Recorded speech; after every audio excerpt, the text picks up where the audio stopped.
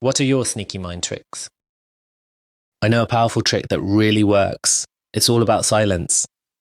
If you want to get information from someone, just ask your question and then stay quiet. People get uncomfortable with silence and feel the need to fill it. They'll keep talking and talking, often revealing more than they intended. It's a simple but effective way to get people to open up. Story 2. If someone's dodging questions about costs or time commitments, I throw out a ridiculous example. This usually makes them spill the real numbers out of embarrassment for pretending not to know. Let me give you an example of how it played out once. Me. How much does your course cost? Them. It really depends on your goals. Me. Don't you have a beginner's course? Can you give me a price range? Them. We can work with you to fit your individual needs. Me. Okay, fine. So is it like $10 for access to all your courses or them? Oh no, we have a subscription for $99 a month, or you can buy the beginner's course for $120. See how that worked? They couldn't help but correct my absurd guess with the actual prices. It's not something I use all the time, but damn if it doesn't get results when I need it. Story 3. My dad does this thing that drives me fucking crazy. I don't think he even realizes he's doing it. But every time I share good news, he exaggerates it back to me.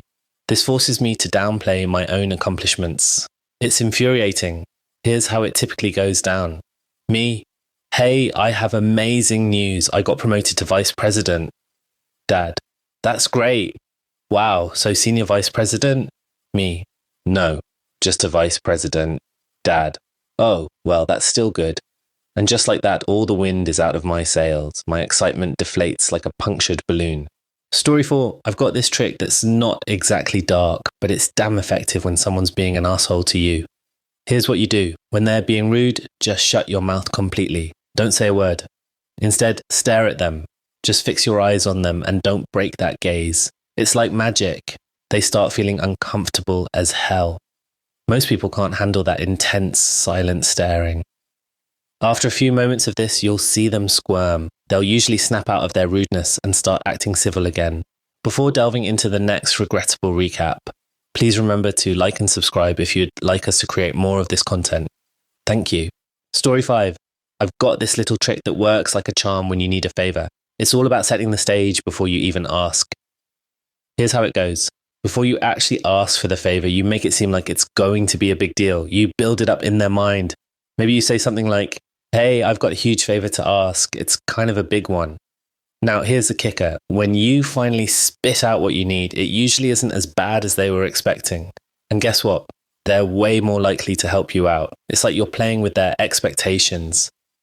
They brace themselves for some massive inconvenience, and when your actual request isn't that bad, they feel relieved. That relief makes them more inclined to say yes. Story 6. Whenever I fuck up, I make a point of owning it. I admit to my mistakes right away, no bullshit. For some weird reason, this actually makes people trust me more. But that's not all. I also go out of my way to sing the praises of anyone who's helped me out. I make sure everyone knows when someone's done me a solid. You know what? This approach works wonders. It makes people want to work with you. And why wouldn't they? That's exactly the kind of person I want to work with too. Story 7. We've got this sneaky little trick with words that can really get people on our side. It's all about switching from I to we when we're talking. When we do this, folks automatically start to align themselves with us. It's like magic. But watch out. This shit can be dangerous if we overdo it. Yeah, it works great in the short term, but people aren't stupid. They catch on pretty damn quick that when we say, why don't we do this? What we really mean is, why don't you do this? Story 8. Want to be a damn good liar? Here's the trick. Build yourself a solid reputation for being honest. I know it sounds backwards, but hear me out. The more people see you as reliable and trustworthy, the easier it becomes to pull the wool over their eyes. It's like you're setting up a long con. Think about it. If you're known as the person who always tells it like it is, who never bullshits, people let their guard down around you. They stop questioning what you say, and that's when you can really start to deceive and manipulate. Story 9. I've noticed this crazy thing about human behavior. If you repeat something often enough, people start believing it's true.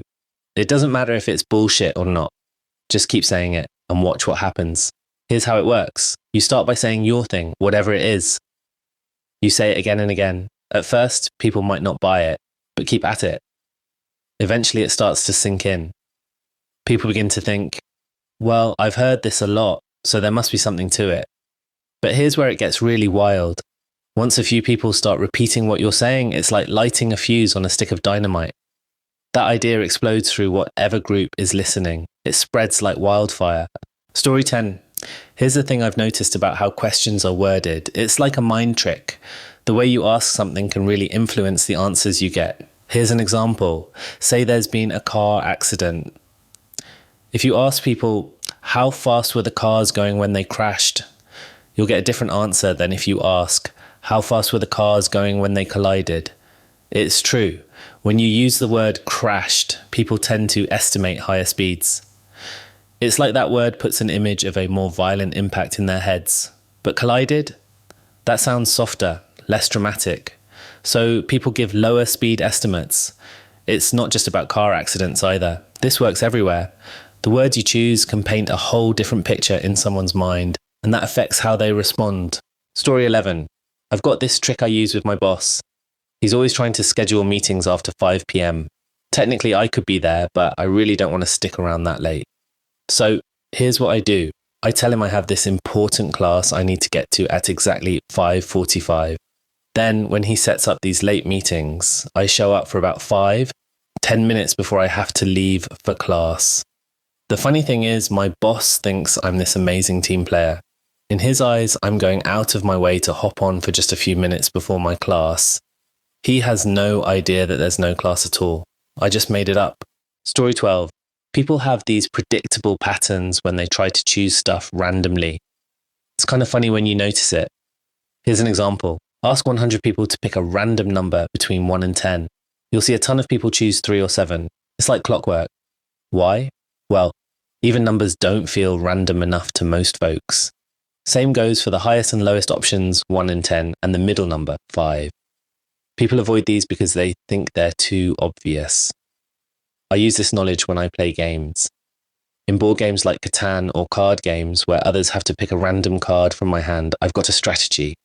I always put my most valuable card on either side, not in the middle. Why? Because the middle feels more random to most people. They're more likely to pick from there, thinking it's a truly random choice, but it's not. They're falling right into my trap. Story 13. Let me tell you about this thing called sunk cost. It's when we factor in time, effort, or money we've already spent into our decisions, even though we shouldn't. I saw this with my wife when we first met. She'd always finish her drinks even if she hated them, just because she paid for them. I told her, look, you've already spent the money. It's gone whether you finish the drink or not. Why make yourself suffer through something you don't like? This same idea is why buying a car takes forever. You spend so much time looking that you feel like you have to buy something. It's like you've invested all this time and need to get something for it. Plus, the thought of going through the whole process again is exhausting. It's a trap our brains fall into. We think, I've put so much into this, I can't give up now. But sometimes walking away is the smart move. The time or money you've already spent, that's gone. What matters is what you do next. This applies to all sorts of things. Relationships, projects, even finishing a bad movie. We need to learn to ask ourselves, regardless of what I've already put in, what's the best decision moving forward? Story 14. I've got this trick that works wonders when someone's trying to sell you something or asking for a favor. It's all about the power of silence. When they make their offer or ask you for something, don't respond right away. Instead, wait several seconds, maybe even up to a minute. Just let that silence hang there. Most people, especially salespeople, can't stand uncomfortable silence. It makes them squirm. They start to worry they've said something wrong or that you're not interested. Then, when you finally do speak, they're so relieved that they're much more likely to agree with whatever you say. It's like they're desperate to break that tension you've created. This works because that silence puts you in control. It makes them anxious and they start to think about how to please you or how to sweeten the deal. Story 15. Let me tell you about this weird trick I've picked up working in retail. It's almost like a magic trick, but it works on pretty much everyone. Here's what you do. When someone's talking, you just casually hand them something. It doesn't matter what it is, a pen, a receipt, whatever. They'll take it without thinking, put it in their pocket or purse, and then completely forget you ever gave it to them. I've tried this on all sorts of people and it works every single time. It's like their brain is so focused on talking that it doesn't register the physical action of taking something. Story 16. I've got this coworker who drives me nuts. He's always trying to chat when I'm working. Thing is, I'm a welder who fits parts for other welders. People are waiting on me, so every minute I waste talking slows everyone down. So I came up with this sneaky trick to deal with him. When he starts yakking while I'm busy, I ask him a question. Then I hand him some trash. Could be an empty soda can or a used print, whatever's lying around. I start walking back to his work area while we're talking. Once we get to his area and walk in, I wait for him to take a breath or pause. That's when I strike. I say, "Oh hey, let me throw that out for you. Take back the trash I handed him earlier," and walk right out. The beauty of it? He never follows me out. And get this, he thinks I'm being super helpful and friendly. Meanwhile, I've just escaped his endless chatter and can get back to work. Story 17. I've figured out this little trick for helping people who are too proud to ask for it or don't want to impose. It's all about asking them for a favor first, even if I don't really need it. Here's how it works. With my coworkers, I might ask them how they solved a particular problem. Then, to repay the favor, I'll say something like, "Hey, you want to see something cool I learned recently?" That's when I show them a more efficient or correct way to do something. Or take my parents. Say their heater's broken, but they insist on calling a repairman instead of bothering me. Suddenly, I need to borrow some sugar. While I'm there, I just happen to take a look at that heater. It's a win-win situation.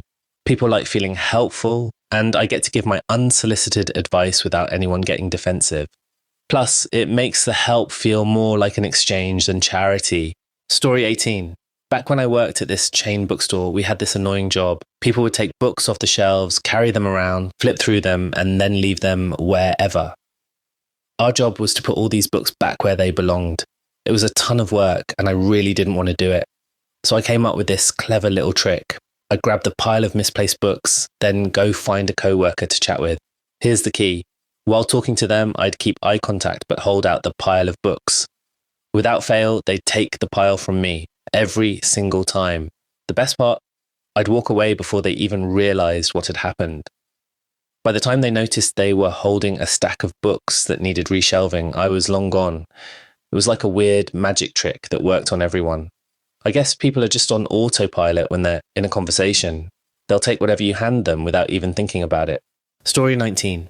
I've discovered this trick for dealing with aggressive customers on the phone. Be over-the-top friendly. I had this one customer who was always super rude and verbally aggressive, so I started being extremely friendly the second I picked up the phone.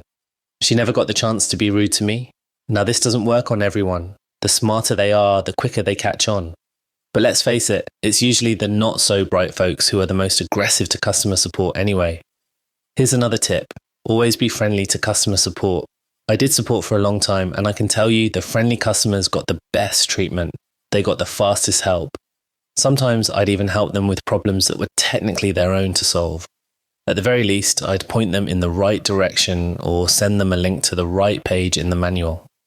And here's the kicker. Guess which customers paid for every single second they were on the phone, plus the time it took me to register that time, and which ones I didn't even bill for a quick 5-minute call. Story 20. As a certified hypnotist, I've got a couple of tricks up my sleeve that can really influence people's behavior. First trick, start by saying something you know the person will agree with, then restate what they agreed with, but tweak it slightly. End with a rhetorical question that pushes for agreement. Like, "Isn't that right?" If you're careful and take it slow, you can get people to agree to almost anything without them even noticing. Second trick, this one's dead simple but incredibly effective. Thank people for really basic things. Stuff you normally wouldn't even bother thanking someone for. Like moving out of your way or handing you something that's nearby. Do this consistently and they'll get used to the praise. Then here's the kicker. Don't thank them for one or two things. You'll often see them go out of their way to earn your thanks again. These techniques are powerful. They play on basic human psychology, our desire to be consistent and our need for approval. Story 21. I've got this trick for getting someone to agree with me, especially if it's someone I know pretty well. It's all about setting the right mood before I even bring up what I want. Here's how it works. I start the conversation by reminiscing about times in the past when we worked together to achieve something. I might say something like, "Remember when we teamed up on that project last year? We really knocked it out of the park." I don't overdo it. 1 or 2 examples is enough. This does something clever to their brain. It reminds them of our history of cooperation. It makes them think about how well we work together. Without even realizing it, they're primed to go along with whatever I'm about to propose. It's like I'm warming them up, getting them in a cooperative mindset. By the time I actually bring up what I want, they're already halfway to agreeing with me. Story 22. In high school, I had to choose between sociology and health class. I picked sociology.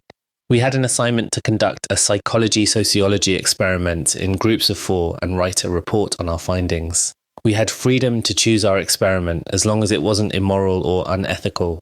Being antisocial, rebellious teens, we decided to experiment on the power of suggestion. We picked 3 subjects, a popular girl, an unpopular guy, and someone in the middle as our control.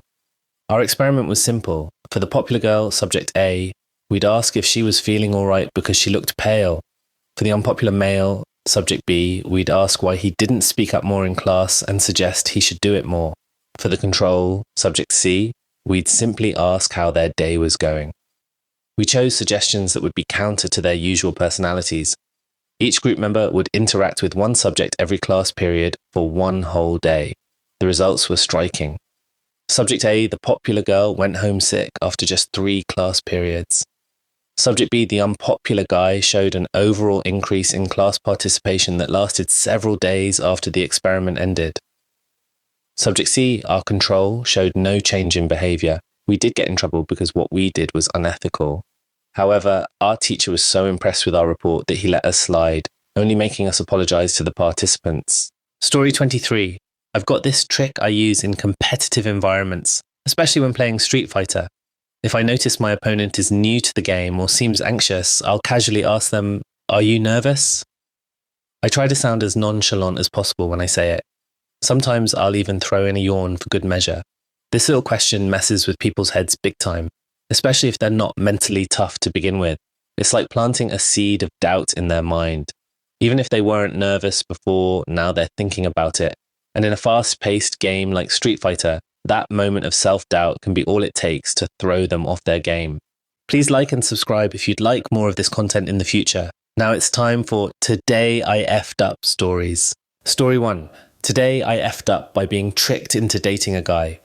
I'm an 18-year-old gay male living in a small town in the middle of nowhere, United States of America. Growing up, I wasn't particularly bullied for being gay, except for some online harassment. Most people were accepting, with the exception of the extremely conservative families in town. I've heard my share of slurs and threats, but I've learned to brush them off as it's become a normal part of my life. There's a group of boys at my school who embody the stereotypical bro culture. Ironically, they often act more flamboyant than I do, yet they still call me names. Among this group is a guy I'll call Skylar. Skylar, who's my age, has a puppy dog look and has always been kind to me. He presented himself as straight, which is why I was shocked when he asked me out this summer. I mean, I'm not unattractive, but I never expected this seemingly straight jock to be interested in me. Our first date was magical. We spent the 4th of July at our state fair, eating corn dogs, playing games, and sharing a kiss on the Ferris wheel. As we continued dating, we grew closer. We never had sex, though, as he wanted to wait, and I respected his wishes. My ex-boyfriend's birthday fell on October 20th, and he threw a huge party, inviting everyone, including me. Looking back, I realized how naive I was. I'd fallen head over heels for Skylar. Even after 3 months, I'd get giddy every time I saw him and feel butterflies in my chest whenever he touched me. I was deeply in love with him, and I think part of me still is, which makes writing this all the more painful. I bought Skylar a beautiful pendant and chain as a gift. It was 18-karat gold with a diamond, costing me 2 years' worth of part-time wages from my job at McDonald's. I was thrilled to give it to him. At the party, Skylar brushed me off the entire time. When I gave him the gift and a heartfelt letter I had written, I thought we were destined to be together forever. Instead, he started giggling with his friends as he read the letter, and by the end he was laughing hysterically. That's when he revealed the cruel truth. It had all been a dare. He had only dated the town F-slur to win a bet. He thanked me for the necklace and continued with his party as if nothing had happened. I've been home for several days now, utterly heartbroken and devastated. I truly believed this boy was the love of my life. It turns out all of his friends were in on everything. from the text messages to the letters we wrote each other. We had kept our relationship secret because he claimed he wasn't ready to tell his family he was bisexual. I should have recognized this as a red flag, considering his mother is bisexual and would have been completely accepting, but I ignored it, blinded by love. Now I can't help but scream into my pillow at night when the world is quiet, careful not to let my family hear my anguish. Part of me wants him to feel the same gut-wrenching pain I'm experiencing. I can't bring myself to return to school, as I've already become a laughingstock on social media. I'm considering switching schools and moving in with my aunt. Love blinded me, and now I'm left to deal with the aftermath of this betrayal. Story 2. Today I effed up by tricking a mum into letting her foster kids watch porn. It all started 23 years ago when my hormone-driven 13-year-old self was riding his bike and stumbled across a beat-up videocassette tape. Upon further inspection, it turned out to be pornography, and I thought I had hit the jackpot. The only problem was that the case was broken, and my video home system player wouldn't play it. Frustrated, I exclaimed, "Darn it!" I learned a lot about videocassette tapes that day, including that if you're careful, you can transplant the tape into the case of another videocassette. I had an advertisement tape for Crash Bandicoot that I had received because I was cool and subscribed to Nintendo Power magazine. I thought to myself, I'm a genius. It was time for some private enjoyment, and I indulged. It was the perfect hiding spot too. Nobody suspected a thing. Eventually I got internet access and the videocassette tapes were put in a box and forgotten about. Fast forward to the present day, and my mum is a volunteer driver for people who need rides to the hospital. This job allows her to interact with many types of people. She meets this sweet lady who fosters children and mentions she has a ton of old videocassette tapes that kids might enjoy. 1 week after my mom gives her the tapes, the lady calls my mom back, furious. She had put the Crash Bandicoot tape on and started making dinner in the next room. Those kids learned a few new things about life that day. As you would expect, my mum called me, very confused, and I had to awkwardly explain to her how my adolescent ingenuity caused this to happen over 2 decades ago. Story 3. Today I effed up by getting myself tricked by 2 blondes. This incident occurred in 2013, I believe. Those who have visited Amsterdam's Sex Museum may be familiar with what I'm about to describe. I was on holiday in Amsterdam, wandering around the central station area when I came across the Sex Museum. Curious, I decided to explore. After leisurely making my way through exhibits on the history of sex, I ascended to the first floor of the museum. Suddenly I noticed 2 blonde women approaching me. I couldn't tell if they were locals or tourists. They excitedly came up to me, took my hand, and urged me to follow them. Bewildered but intrigued, I decided to go along. Being somewhat of a shy person, any attention from women was quite thrilling. They led me to a peculiar piece of furniture, a couch adorned with 2 veiny phallus-shaped armrests on either side. The women encouraged me to sit down. Still unsure of what was happening, I complied and took a seat on the couch. The moment I sat down, I was startled to feel a phallic object suddenly protrude from beneath the seat, pressing against my backside. It seemed to be some sort of pressure-activated mechanism. Thoroughly embarrassed by the unexpected turn of events, I quickly fled the scene, my face burning red with mortification. Story 4. Today I effed up by trying the fruit roll-up TikTok trend. My husband and I decided to try a popular social media trend involving fruit-flavoured confectionery. The idea was to wrap the sweet treat around his intimate area, creating a sort of edible accessory. My husband, being a good sport, agreed to participate. After a few minutes of enjoyment, things became quite messy and sticky, but pleasurable nonetheless. As I worked my way down, I noticed some excess material at the base. In an attempt to be alluring, I decided to remove this excess with my teeth while giving my husband a seductive look. This is where things went awry. The confectionery was so adhesive that it had become firmly attached to his sensitive areas.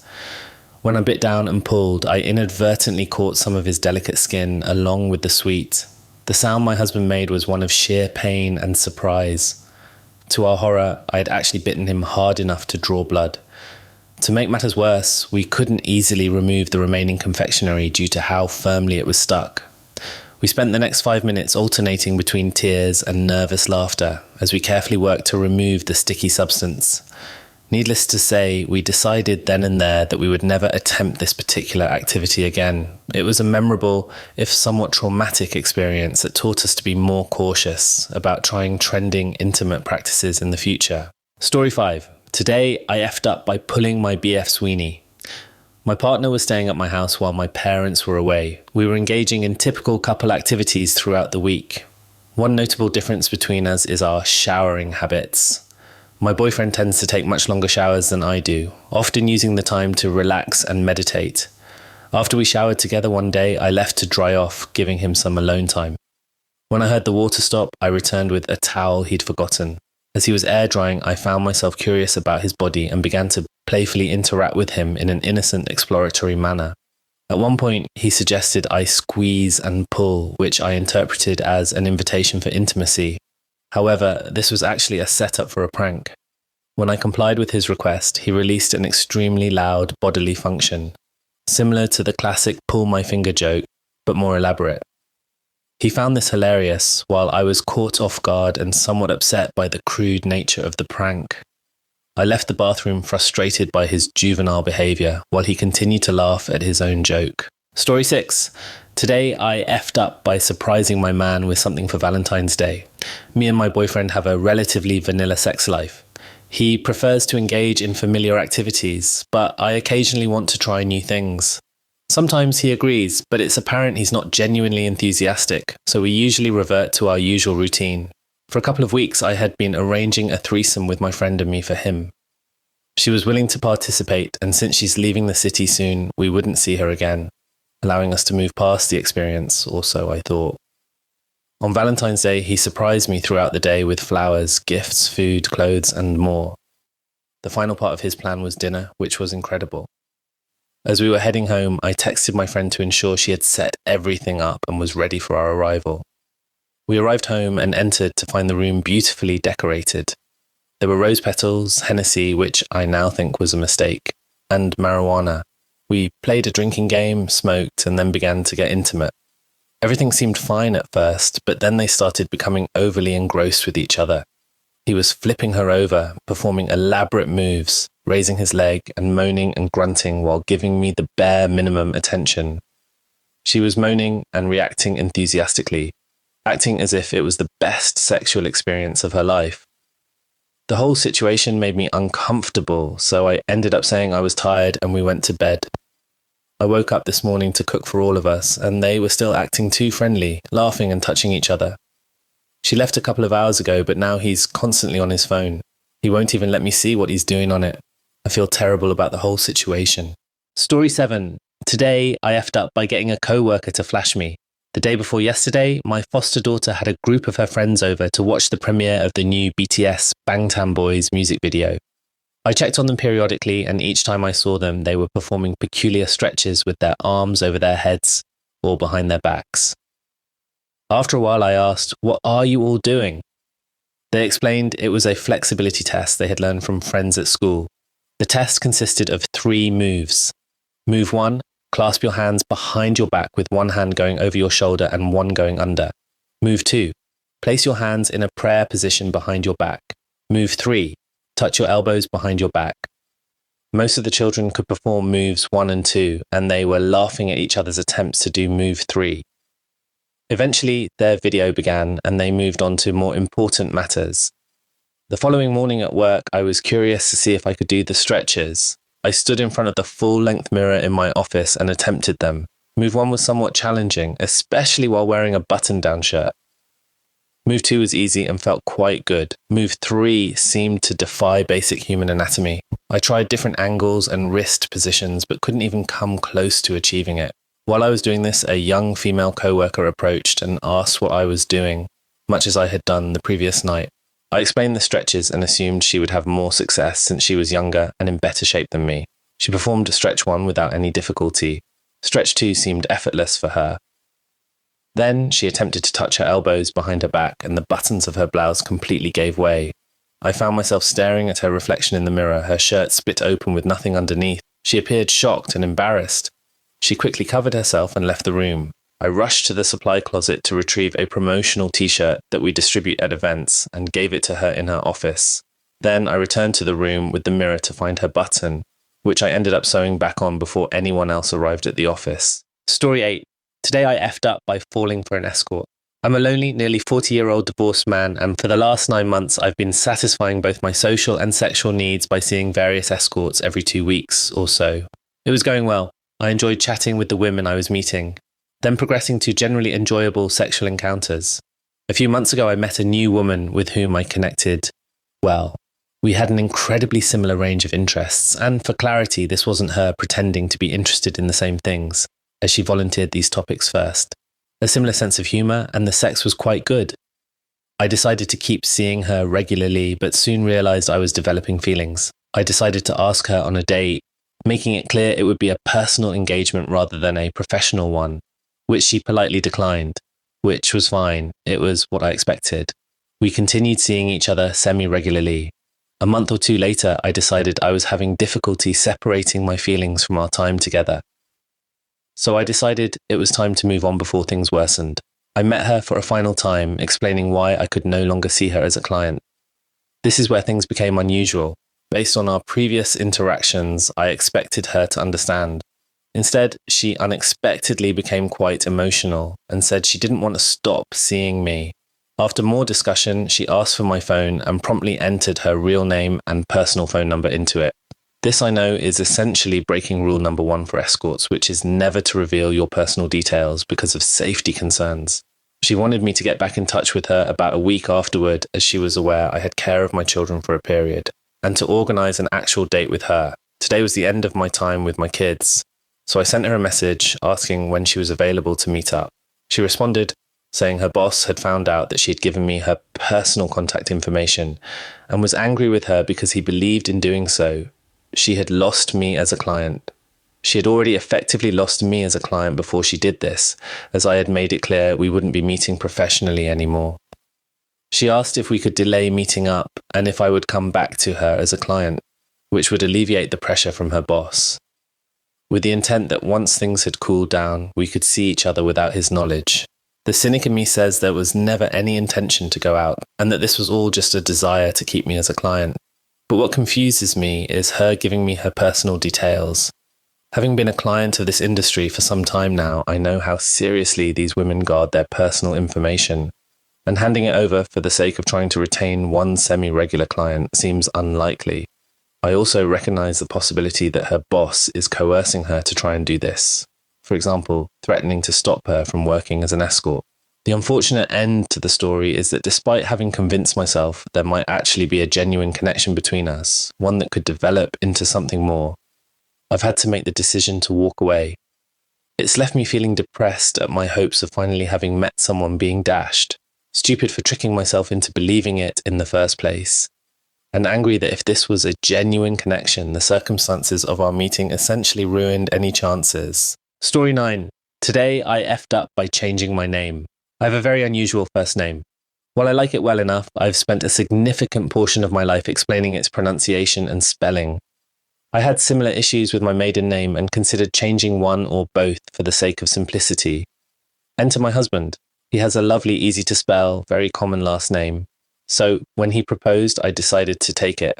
I figured I'd get a name that is easier to spell and pronounce. Plus, it meant a lot to him, and I thought it would be a nice romantic gesture.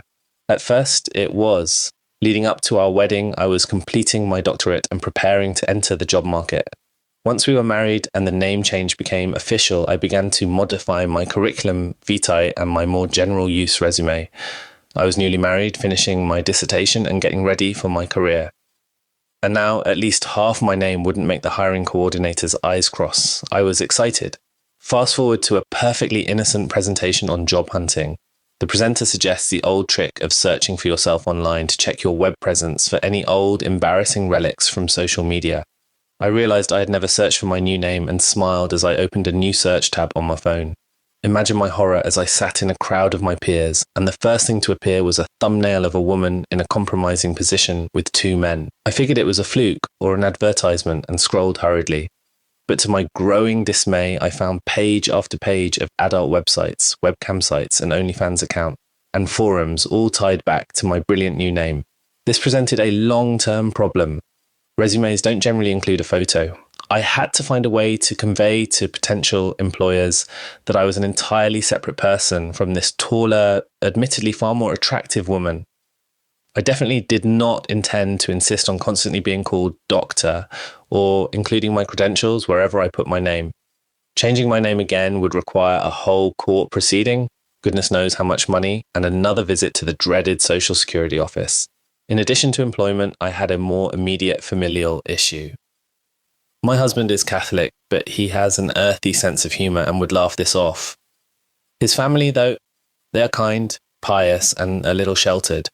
They're also very proud in-laws who have searched for me online every time I appeared in the completely boring campus newspaper. I knew they would understand, but I had to either allow them to stumble blindly into a literal hurricane of explicit content or warn them as kindly as I could. Needless to say, our next visit was profoundly awkward. Now, I insist on using my middle initial in professional settings. I am rather particular about it. My students have been kind enough to comply, though sometimes one or two giggle when I show up on the first day. More troublingly, I also get the occasional disappointed look. Story 10. Today I effed up by answering the door naked. When I was younger, I went out one night and got extremely drunk. For background, in the house I lived in, my bedroom door opened into the living room, not far from the front door, which had a glass weather door. So when I'm lying in my bed, my head is near the outside wall, maybe 6 feet or less from the front door. The next morning, I came out of my drunken, unconscious state with my head pounding so hard I thought it was going to explode. Somebody was knocking on my door. All I could think was, "Dear sweet Jesus, make it stop." So I jumped out of bed, rushed to the door, whipped it open, and basically shouted, "What?" It was a little boy and girl, and behind them were a couple of older men. Apparently, they were Jehovah's Witnesses, and the uncles were taking the kids out to proselytize. I guess that's a practice with them. They were all staring at me with a look of shock and horror. That was when I realized I might have made a grave error. I was completely naked. Story 11. Today I effed up while arguing with my boyfriend. Today I made a significant mistake during an argument with my boyfriend. He tends to be somewhat jealous and has recently been inquiring about my phone usage.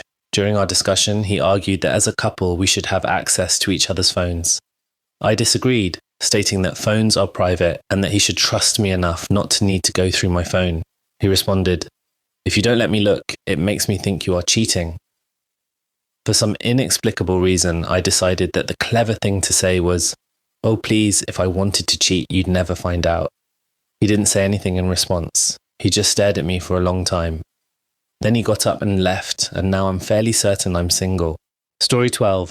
Today I effed up by falling asleep at my aunt's house with my phone in my hand. It's Thanksgiving, and I was at my aunt's house for dinner. I was texting with a woman I matched with on Tinder, and our conversation became increasingly intimate as we exchanged revealing photos. I was full of turkey and gravy at this point, so I was starting to get sleepy. While I was drifting in and out of sleep, my young cousins kept asking to use my phone to play Roblox or something similar. I kept refusing, but they persisted in asking. The last thing I remember before falling asleep is scrolling through my folder of personal photos, trying to find a good picture to send my Tinder match. I set my phone on my lap and dozed off. I woke up to screams and commotion from the kitchen. My mother, grandmother, and aunt were shouting my name louder than I'd ever heard before. I got up not realizing my phone wasn't in my lap anymore. My mum asked, "What are you showing the kids?" Confused, I replied, "What are you talking about? I haven't shown the kids anything. I've been asleep." My aunt held up my phone and asked, "Is this yours?" I responded, "Yes, why do you have it?" I still wasn't connecting the dots. They explained, "The kids had your phone and you had some very inappropriate content on it." I asked, "Why did they have my phone and how did they get into it?" My aunt then asked, "Why do you have another man's genitals on your phone?" Then it clicked and I said, "That's not someone else's genitals, that's mine." All the air seemed to be sucked out of the room. Apparently, when I fell asleep, my cousins took my phone to play a game or something. They used my thumbprint to unlock it and were then greeted by an intimate photo of me. They ran to tell their mother, my aunt. I took my phone back and said, "Maybe if your kids didn't take my phone after I repeatedly told them no, they wouldn't have seen what they saw." Then I added, "I'm an adult. I pay my own phone bill so I can do whatever I want on it." I ended up leaving shortly after that because the atmosphere was ruined. Story 13. Today I effed up by asking my husband to throw away the condom. Let me first address the relevant background information. We had been intimate on the sofa. I cleaned up and got dressed, then returned to sit back down. My husband had been watching football this entire time, with the used protection still on his now relaxing anatomy. One thing you can be certain about him is that he gets distracted easily and is very lethargic after our intimate activities. Having seen the used protection fall off and spill many times before, I asked him to dispose of it before that could happen. Asking once never suffices, so I asked again and again. Now, I love my husband dearly, and his playfulness is one of the qualities that makes me love him so much. However, imagine my shock when this man gets up, removes and ties the protection, twists it a couple of times, and then, in a flash, before I could comprehend anything, slaps it against my thigh like a wet towel.